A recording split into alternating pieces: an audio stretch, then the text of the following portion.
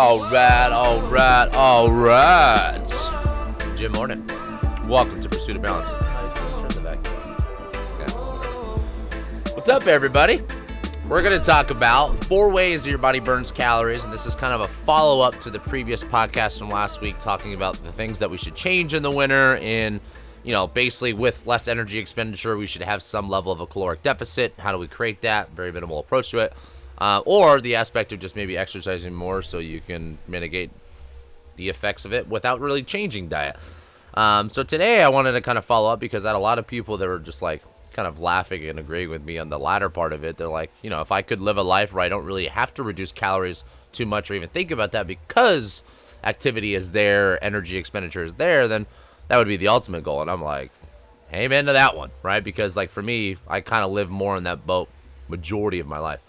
So I want to go over, mechanistically, like how does the body actually burn calories? And there's 4 ways, and I'm going to break all 4 of them down, obviously, and I'll break them down in order of where majority of the calories come from for the majority. And second, follow up, obviously, and the most important thing is like how do you actually improve that so you can become this metabolic machine that we want to be, so we can have more sustainability in our diet, worry less about the energy of what we're putting into it, right? So to open up the can of worms, let's jump right into it. So number 1, the biggest one, is your resting metabolic rate, which is the amount of calories that your body burns every single day at rest, right? So no matter what, you could be sick, you could be in a coma, you can watch Netflix for 24 hours, your body will still burn this fixed amount of, calories per day, right? And that's obviously a huge chunk of our caloric expenditure. Granted, it's a little subjective because if you're someone that is very active, it becomes a smaller percentage, and if you're someone that's not very active, that might be majority of your expenditure. So that's number 1, right? And for some people, like, you can get this by doing an actual true metabolic test with like the breathing, and I actually have the metabolic cart here that I bought. Funny story, I actually bought it like 3 months prior to the pandemic shutting down, and these things go for $30,000 to $50,000. Like, they're very expensive, super cool. But really expensive. Then this company called Pnoe came out with a portable metabolic cart, and I think it was like half off or something. And I want to say I bought it for like $6,000 or $7,000. And I've used it once on myself as a test because like literally a few months later, obviously going into the pandemic, and this is something that you wear in your face. And I was like, there's no way people are going to be comfortable. Like, granted, you clean it off, but like, you're wearing the same thing. But to get back on track here, that actually is the most accurate way to get a true snapshot of like metabolism and how many calories a day your body's burning. And you can do that resting, you can do that active testing, VO2 testing, etc. But then there's things like our InBody machine that we use here. We'll print out a little number at the top, and that's just based off your metrics of all the things involved between height, your weight, your muscle mass, etc. So for me, for example, I think mine's a little over 2,000 calories a day that I'm burning at rest, right? So number 1, that. Number 2 is going to be non-exercise activity thermogenesis, which is what we call NEAT. And it is pretty neat because this is actually where majority of your calories actively as a human, so not passively coming from resting metabolism, actually come from for most people, right? And no matter what, even if you're not super active, me keeping my eyes open, me talking to you, me twitching my foot, I tend to be someone, and I was actually listening to Andrew Huberman's podcast. I don't know if it was whatever. It was actually pretty recent. And he talks about, I think it's maybe the one with Dr. Lane Norton. And they're talking about like how people actually that fidget more had a higher net or a higher energy expenditure from NEAT due to those things. But that just goes to show you that obviously everything in our body requires energy to be done, and that process requires energy, some of them more than others. But that would be the kind of importance of like, moving and those basic things. Number 3 is exercise activity thermogenesis, which is our dedicated time towards a certain activity. So if I'm going running or I'm going to functional lifestyles 3 times a week, whatever that might be for you, riding a Peloton, etc. That's number 3. And then the 4th and final one is the thermic effect of food, which is the understanding that food has to pay a toll to go through the digestion process, and certain macronutrients have different percentages of kind of thermogenesis in this process, right? So I'm going to give you guys an example, and we'll kind of start here and we'll work backwards on how to improve these things. So when you think about thermic effect of food, we have fat, which is a 0 to 3%. which basically means that if we were to take in 100 calories of pure fat right now, our body would net take in 97 to 100, right?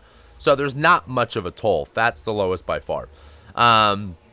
Carbs can be obviously a little subjective, depends on the type of carb. So if I'm having something like a fibrous carb versus a simple carb or processed carb or refined carb, so there's certain levels maybe that have a different toll, but that will range anywhere from, on average, 4 to 12. So when you look at that number, it's definitely a lot higher than fat. But then the big one is like 20 to 30% of protein, right? So that basically means it's like if we had a chicken breast and we had 100 calories of chicken breast, our body would only taking net 70 to 80 calories in. So it would burn 20 or 30 calories just out of the 100 calories per chicken breast. And I use chicken breast as an example, not because it's anything special, but the fact that it's probably the leanest cut of protein that we can use. So when you look at your food selection, like if you're someone that wants to be more metabolic, or you want to be have an easier way to stay in a deficit or maintain those things, obviously someone, number one, that eats a lot of animal proteins or protein in general is going to have a higher thermogenic effect from it, right? Number two, which would be the second one, which is going to be fibrous carbohydrates, then simple carbs, then fats. So if you really think about just kind of from a dietary approach standpoint, we really want to look at protein being kind of the big focus, fiber being the big focus, because not only do we get all the health benefits and all the muscle building side of it, but it's just more thermogenic. So it actually makes it easier for us to actually maintain that deficit due to the fact the majority of the diet's built around those two things, right?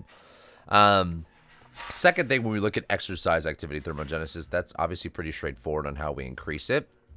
Exercising more, right? And as I said last week's podcast, that your format of exercise can be different. You could be someone coming to functional lifestyles. You could be someone that's a runner. You could be someone that's doing jiu-jitsu. Whatever your dedicated craft or activity is, I personally, in the winter, try to make that something that I am more consistent with a higher frequency due to the fact that I naturally move a little bit less, right, in the wintertime. Because the whole point of this kind of conversation, where it came up from this week talking to clients, was like, if I didn't really want to change the diet too much, what are the things that I can do to keep metabolism pretty high or keep caloric expenditure pretty high? And that's obviously what we're talking about today. The second one is non-exercise activity thermogenesis. And these are the little things that I think anybody that has a weight loss goal or fat reduction goal, even a health goal, which is probably everyone listening to this podcast right now, the importance of the little actions that we take of the movement side of things, not the exercise, right? So like when we talk about dimension number one for the thing that we have here at Functional Lifestyles, it's movement and exercise. So eat is exercise activity thermogenesis. Movement is non-exercise activity thermogenesis. I have always preached, I wouldn't say always, over the last latter half of my career, I have preached more the importance of movement than exercise when we think about fat loss, when we think about health optimization, stress reduction, blood sugar mitigation, all the things that I talk about all the time. And the reason why it's a less stressful response to the body than exercise is, and it's more foundational to our health in all aspects of it as well. So me walking the dog, and I walk Kona 20, 30 minutes in the morning, walk to the park, throw the ball around for 10 minutes, walk back.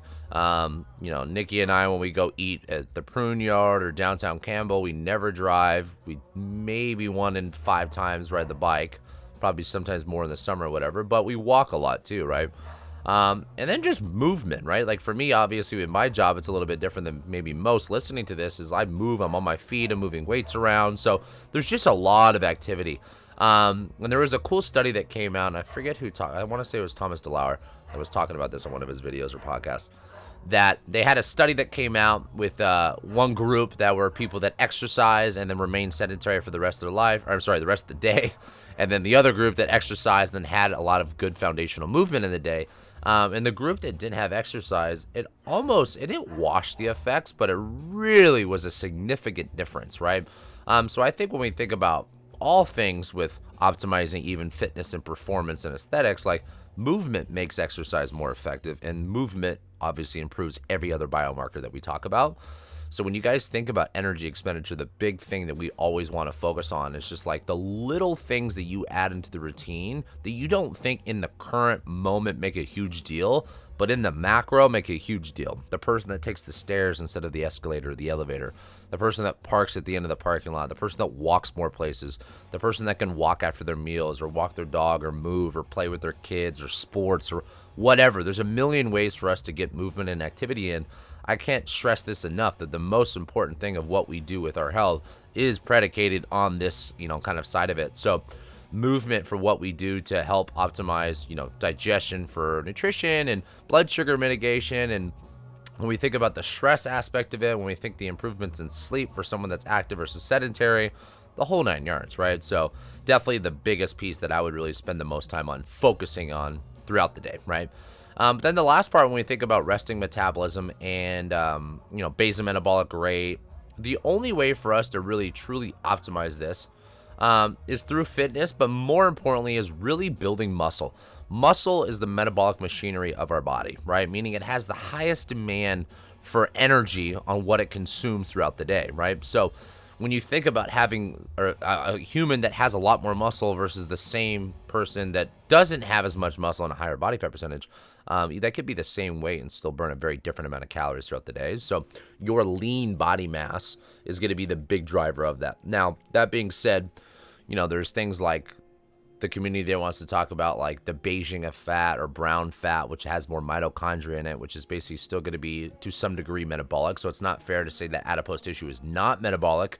But if it's not going through a process of browning or beige fat or some of that deeper visceral fat, that doesn't really have a big energy demand. So I'll give you guys an example. I am a huge believer in cold plunge and cold exposure for the browning of fat and for all the other benefits that it provides. For me, it's mainly mindset over everything.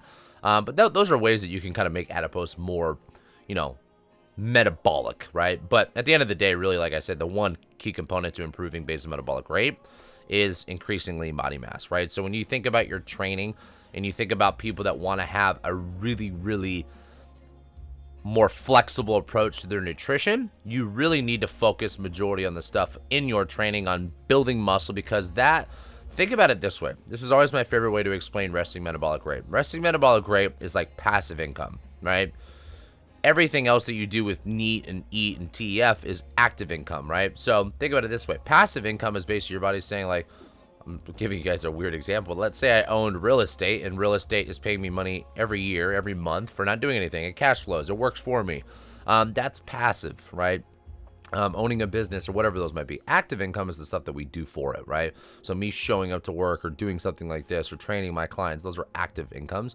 I always like to think about it as like BMR is passive. It works for us. So if I can increase my passive income, that's the ultimate goal in life for freedom for me. But think about that exact same approach when you think about nutrition.